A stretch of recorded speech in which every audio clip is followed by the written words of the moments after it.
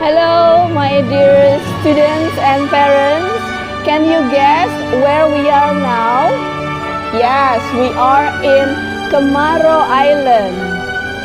SMP Xaverius to Palembang crew moved here today.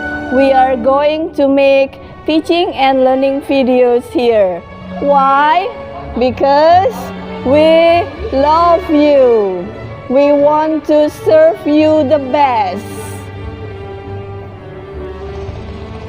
As we know that KEMARO Island is related to the legend of the love story of Siti Fatimah and Chinese young man called Tan Bun An. Have you heard the story before? Yes? No? Okay, let me tell you the story again. A long time ago, in South Sumatra, there was a kingdom. The king had a very beautiful princess. Her name was Siti Fatimah. Many young men fell in love with her.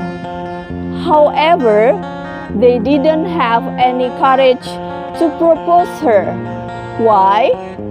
Because the king wanted his daughter only to marry a rich man. One day, a ship from China arrived. The captain of the ship was Tan Bun An. He was a prince. He came to South Sumatra to do business. He wanted to ask the king permission.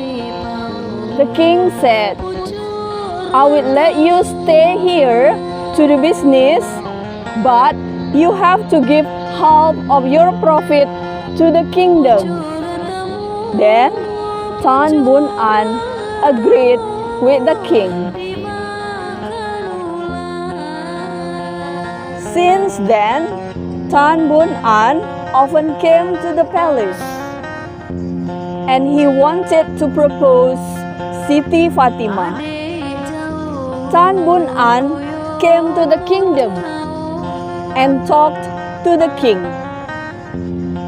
I will let you marry my daughter, but give me 9 big jars filled with the gold, said the king.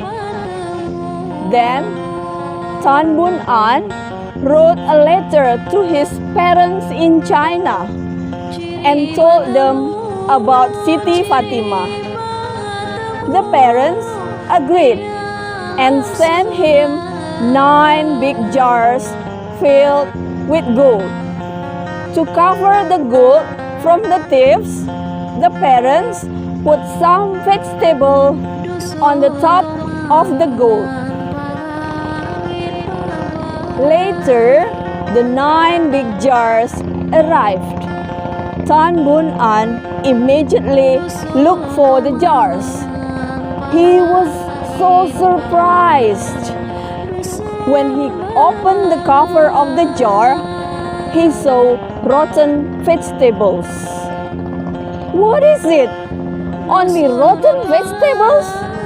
I need 9 big jars filled with gold. But Tan Bun An thought, maybe the gold is in the second jar. Unfortunately, again, he didn't find any gold. He was so angry. What? Only rotten vegetable again? My father is so crazy.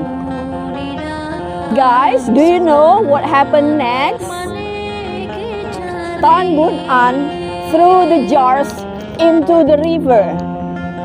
Every time he didn't see any gold in the jar, he always threw it to the river. And finally, he opened the last jar. Again, he didn't see any gold. This time, he was so tired. Instead, he smashed the jar with a big stone. And when the jar was broken, Tan Bun An found the gold. Yes, the gold. Finally, I found the gold. There must be gold too in jars I have thrown. Oh, I'm sorry, my father. I have thrown them. I will jump into the river now. He immediately jumped to the river. He wanted to collect the gold. Siti Fatima saw what was happening. She waited for Tan Bun An at the river bank, but he never showed up. She waited and waited. She also wanted to jump and help him. And she said, "Where is Coco? We have promised each other to alive and dead.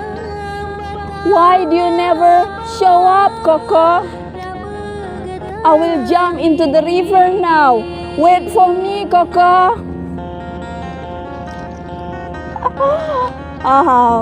I'm not Siti Fatima, so I'm not going to jump into the river, don't worry. Guys, do you know what happened then? After several days later, the people saw a pile of soil.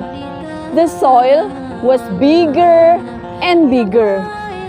It finally became an island.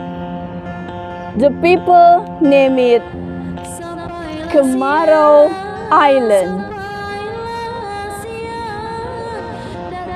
Dear students, that's all for today. That's all about the legend of KEMARO Island. One of the moral messages we can learn from the story is we should think carefully before we do something, unless we will regret it. According to you, what are other moral messages that we can learn from the story? Okay, guys, see you next time. Stay healthy and happy. Bye-bye.